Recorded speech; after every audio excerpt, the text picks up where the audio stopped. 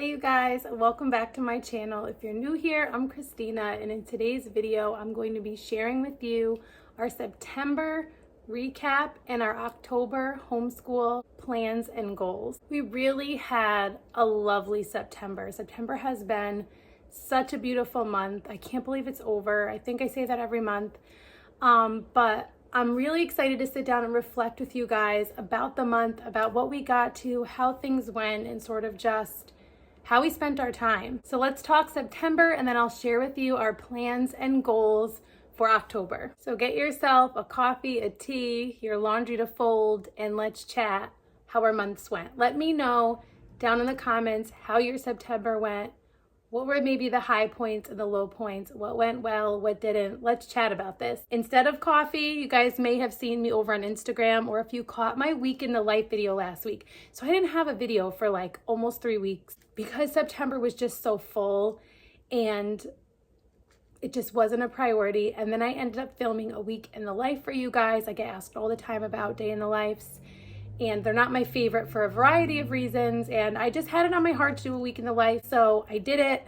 It has a couple of audio issues, which I will not be fixing. There are some areas where there should be background music and there is not, and that's one of the reasons I don't like them. But you may have noticed I have been drinking less coffee, and I've been drinking this Amare Happy Juice, which is this mix of prebiotics, probiotics, mentobiotics, meant to strengthen the gut-brain axis and focus on restoring gut health, take away brain fog, give you natural energy, and all of those things. So I have been loving it. I did share that I dilute it quite a bit compared to how it tells you to mix it, because I don't like things that are really sweet. So anyways, this is how I drink it. That's what I have instead of coffee today. I still love my coffee, but I had found that I was starting to drink way too much coffee. And anyways, I was very skeptical. I love it. I will link it down below for you guys. I think I finally found the link. I'm not even sure if it links to me or not, you guys. I'm just being honest. There are just too many things to keep track of at this point. But if you're interested in it, I want you to be able to check it out either way. So it could be an affiliate link, maybe not. I don't even know how to access it.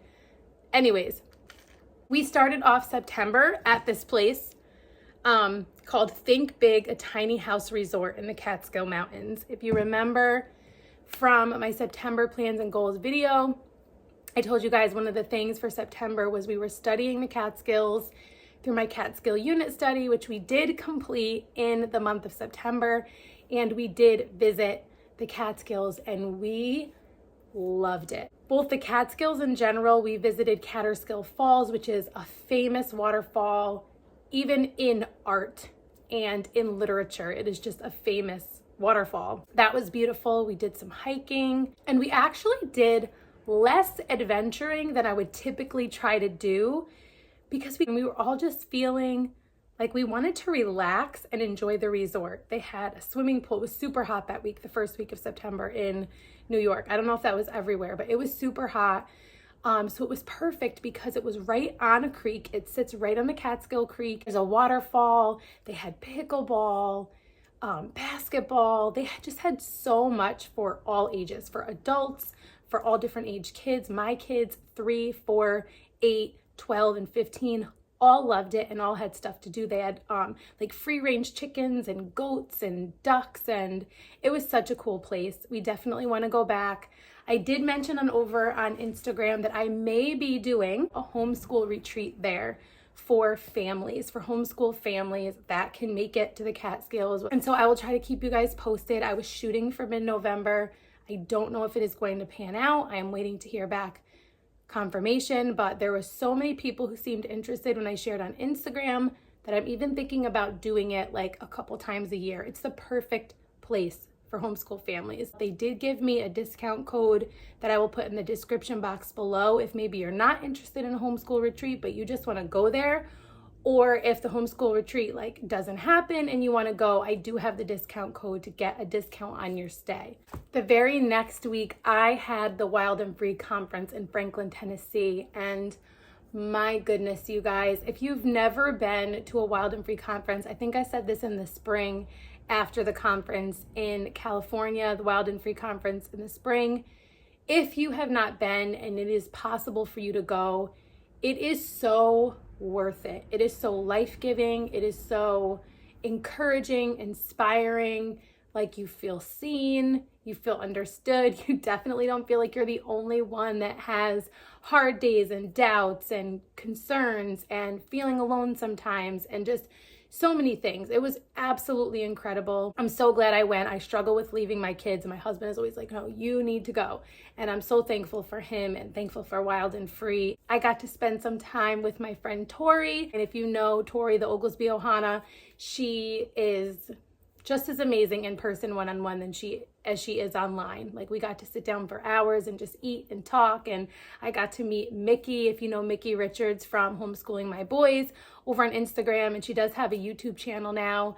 I got to spend time with her. So many moms, both content creators and just moms that I know from chatting with you guys online. So it was incredible. Highly recommend if you get a chance to go, and they sell out fast. So like, if you want to go, you need to get the ticket like when they announce it. Because I wanted to go last fall and I waited like 2 days and they were sold out. It's crazy. Okay, we did have one more trip, but that was just this past week. So I will share that after I share some of the things that we did that I wrote down on our September wish list in my planner. So Mary Slessor, The Christian Heroes Then and Now book.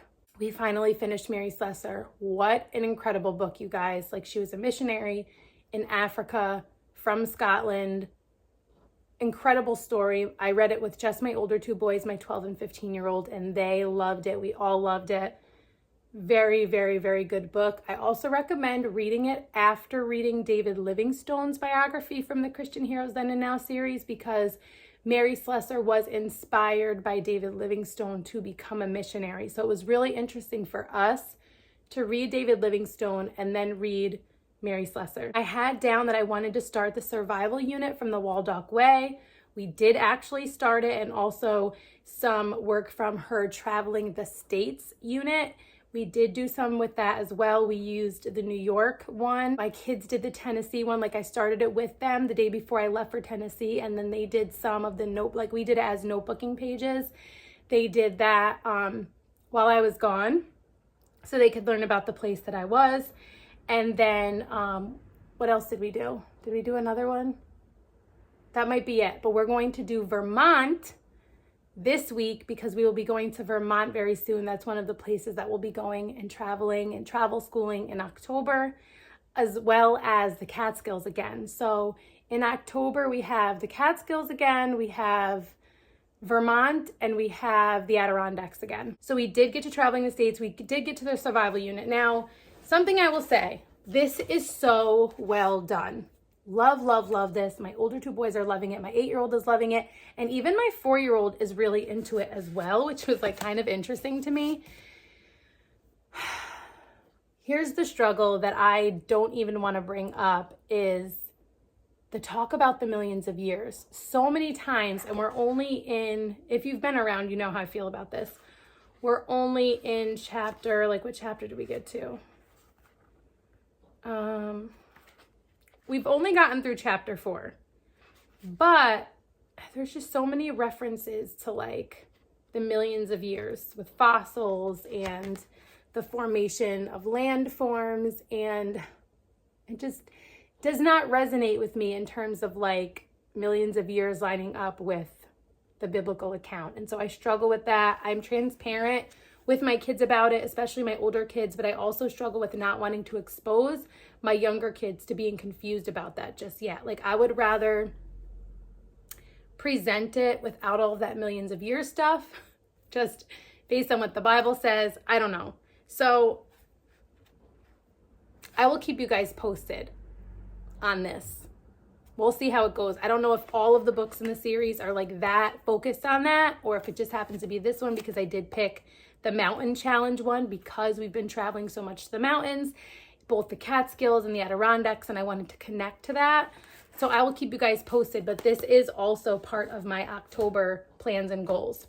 So I'm going to be jumping back and forth, I guess, a little bit between September, what we did in October, what we'll be doing. So My Brother's Keeper Bible study from Knock and Sue Ministries, we have been continuing to do that. We're doing it about once a week. So we are only on like day 8 because it's like a 20-day Bible study, and we do it about once a week, sometimes twice, but usually once. And so we still are not even really halfway through it. So we'll be doing that through October as well. I do really love it and highly recommend it. I will try to remember to link it down below. What I like is each person in the family, including the parents, get their own book that, you know, they write in and look through the scriptures ahead of time and then come together and discuss it. So everyone has something to bring to the table when it's time to discuss. Tuttle Twins history, I don't think we got to it at all in September. If so, it was just very early on in September. I don't know why. I think it's because we do pull from so many different resources, and sometimes I let them choose. Like I'll say, hey, do you want to do this, this, or this today? And that just hasn't been chosen. I really wanted in my mind to get through that as a review of the history that we had already covered in Playful Pioneers, as a review, and also like adding in different information that wasn't in Playful Pioneers. I wanted to do that before we jumped back into Playful Pioneers, which we've been on about a 3 to 4 month break from. It was a big part of our homeschool year last year, and then we took a break for the summer from it, and we are jumping back into this week for October. So we are we're on month 5 in here, week 17. There are 30 weeks in this curriculum, and I would actually like to finish it up. The funny thing is, I was doing this half time, so instead of 4 days a week, I was doing it like 2 days a week, and so we only got halfway through it last school year, even though it's like a 1-year curriculum. But I want to get through this in the next few months. Like I'd like to start in January with our ancient history, which was my history focus that I wanted to do for the beginning of this school year. I'm not upset about it. I don't mind taking our time. You guys probably know that by now. But I would like to wrap this up by the end of December. I feel like we can do that because I feel like a lot of the stuff that's in here, we're fairly familiar with, like slavery and things like that. And so I feel like it can be done because we'll probably omit certain things and focus on other things. We were at a good stopping point because we had just finished the last book in the Little House series, and now we will start on the banks of Plum Creek. So this is the main read aloud, the Little House series. The first 5 books go with the Playful Pioneers. We did read definitely 1, maybe 2 chapters from Burgess Birds. I think it was 2, the Burgess Birds book for children. The last one we did was chapter 10. So we now have like finished my guide. So I have a notebooking guide for the Burgess Birds book for children. It walks you through the first 10 chapters with the idea that like by then you have your notebooking rhythm, your family or your individual children have their own style of it, and you notebook through the rest on your own with the idea that it's like teaching you how to notebook. So we are done with my guide, and we are just kind of loosely going to be notebooking through it as we go. Actually, our bird books are sort of always out because we're kind of into birds. So we research a little bit in these books, the birds that are in the chapter for the Burgess Birds book. So it kind of leads our bird studies. So that's that. We did that. Slow down guide, my slow down guide, we are continuing to use that.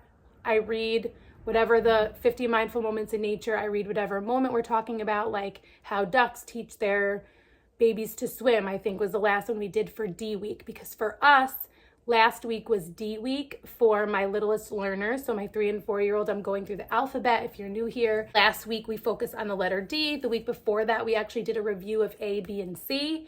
And then the few weeks before that, we did the first 3 letters of the alphabet on different weeks. And so I'm really loving it.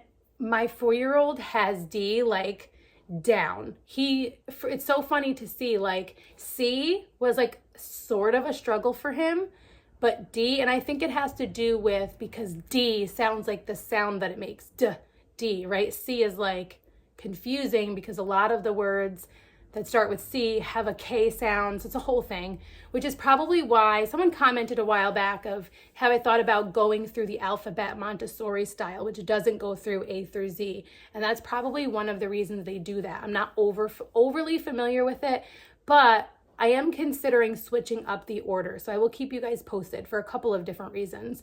But we are going to go ahead and do E-Week. We will continue using the Slow Down Guide in October. Like, for example, there's a autumn trees moment in there, and I have activities that go along with it for the letter T and the letter L for like the trees and leaves. I might just go ahead and do that and not worry about it's within a certain week. I'm not against like exposure to different letters and engaging with different letters. So anyways, I'll keep you posted if I switch things around, because I'm like, I want to do like a tree study in autumn and stuff like that. But natural medicine, we finished. So we did the natural medicine unit from Campfire Curriculums. We had taken a little bit of a break from that as well over the summer. We jumped back in, we finished it up. It was incredible. I cannot recommend it enough. Love Campfire Curriculums. And actually, I'm jumping around. So I was going to stick with just talking about September and then talk about our goals for October, but I'm jumping around. We are actually going to start this Survive Off the Land unit by Campfire Curriculums. It goes perfect with the fact that we're doing this survival unit study. So they are approaching survival from a very different aspect. However, I like that connection. So this is like surviving in the wilderness. This is like surviving off the land, more like homesteading and things like that. And that will go nicely with Playful Pioneers and the Little House book. And so we are going to be diving into this. I love Campfire Curriculums units and just their style of how they go about teaching. So we're going to be starting that in October. I'm just looking at my planner here. For independent reading, my oldest finished the book Sagebrush Surgeon. Highly recommend it. He loved it.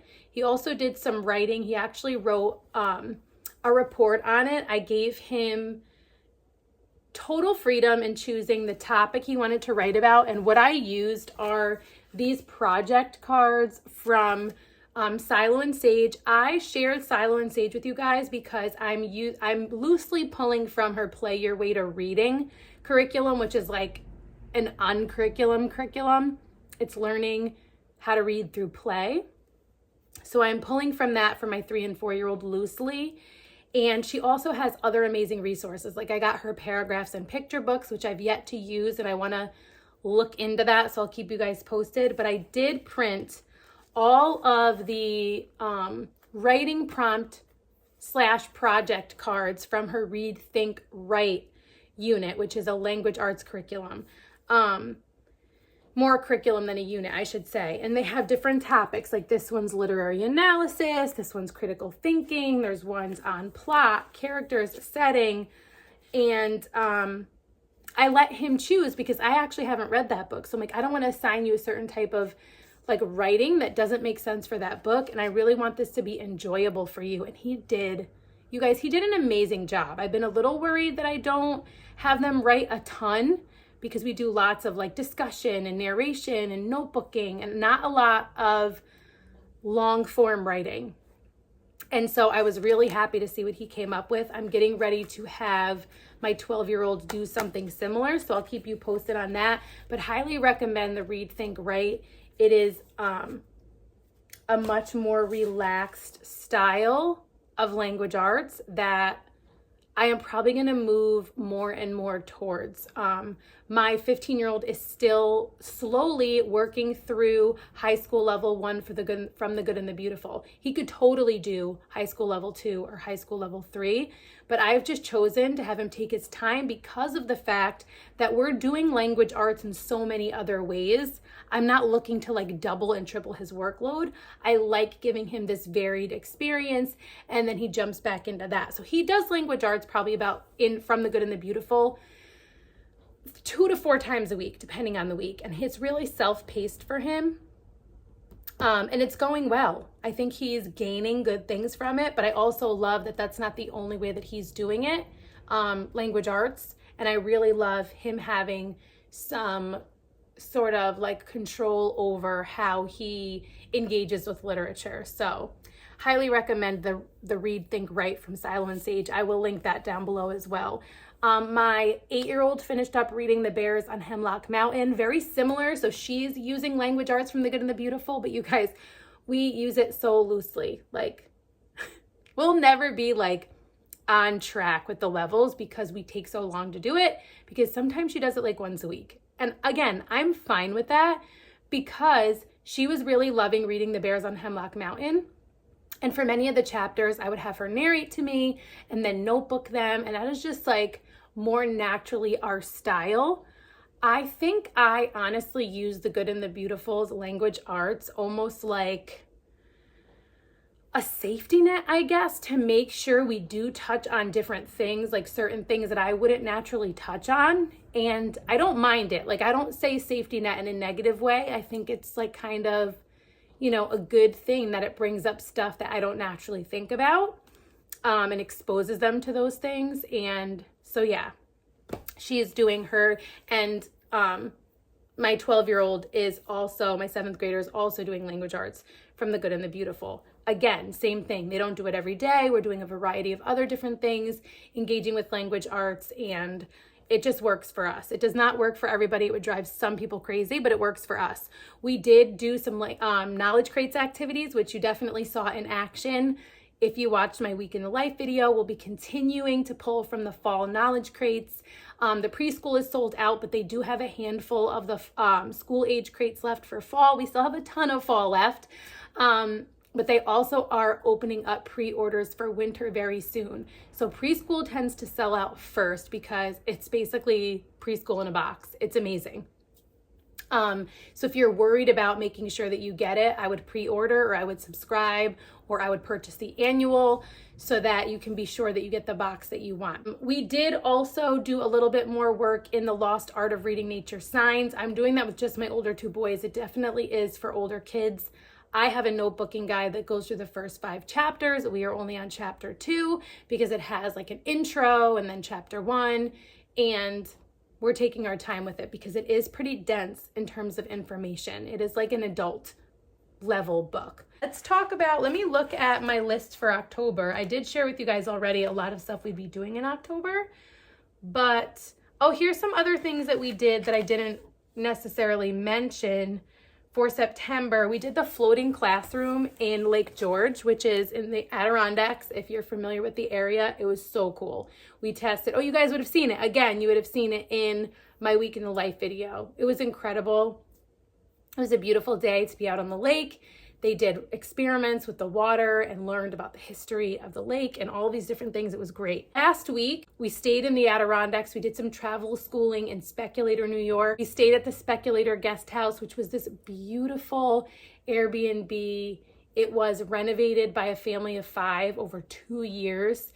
And it's just beautiful. They did a beautiful job with it. It was a perfect place for our family. It was walking distance to like the little grocery store, and it's walking distance to Lake Pleasant. This cute little public beach on Lake Pleasant that we had to ourselves, where we did some of our learning time at a picnic table there. Right across the street, there's a playground, and then there's also a fire tower and a river walk.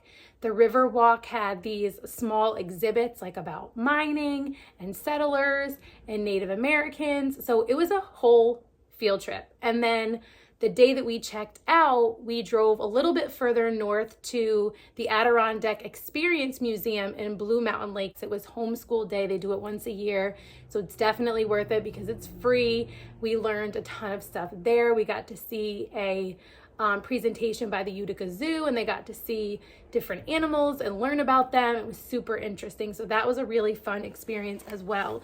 Just continuing to lean into more of like the travel schooling and unschooling vibes that we've been super drawn to and has been working really, really well for us as a family. We went apple picking, which you would have saw on the Week in the Life as well, and flower picking. I'm trying to look and see what else is on here. Oh, that's another thing that happened in September. My 12-year-old started his own landscaping business. How adorable is that?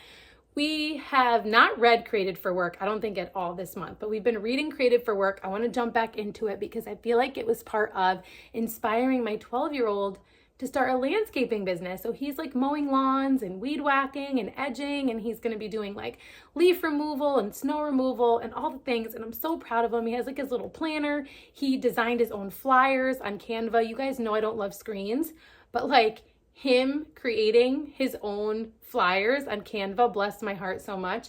So some of those skills, I don't mind them using screens for. My 15-year-old also started like doing a paid apprenticeship with a guy that we know from church, a family that we are close family friends with. He has his own construction business. And so my oldest son has been starting to work a little bit in that regard.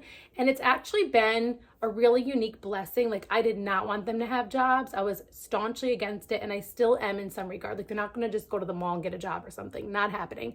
But these unique ways that they've had the opportunity to like learn skills and how to work and be responsible has been a blessing, and I am really at peace with it and excited about it for them. What else? Oh, my boys will be choosing. So we read Mary Slessor together. The way I've been doing these Christian Heroes Then and Now books is we read one together as a read aloud, and then the next one my older two boys do independently. And then we go back and forth. So like we did David Livingstone together, and then they both read Lillian Trasher independently, and then we read Mary Slessor together. And then all of those, like those three were from Africa, like missionaries to Africa. So I try to like stick with a region just to give it some cohesion and like an easier way to compare. And so we're gonna do the same thing with China. So I'm gonna let them choose between Florence Young, Hudson Taylor, and Lottie Moon. Last time I gave them the option of two, but they both chose the same one. They just shared the book, which was fine. And so if they each choose a different one, then when they're done, we'll read the last one together. And we're gonna do just a little China unit study. I haven't talked about Thistles and Biscuits in a while, but Thistles and Biscuits is one of my favorite printables. They have really beautiful like country studies and stuff like that with recipes and quotes and copy work, and they're just simple and I really like them. I printed this so long ago. I was going to use it a while back, and I just never got to it. It has like a book list and playlist to pull from, so I'll order some books from the library to go along with this. And so we will do this as they are starting these up.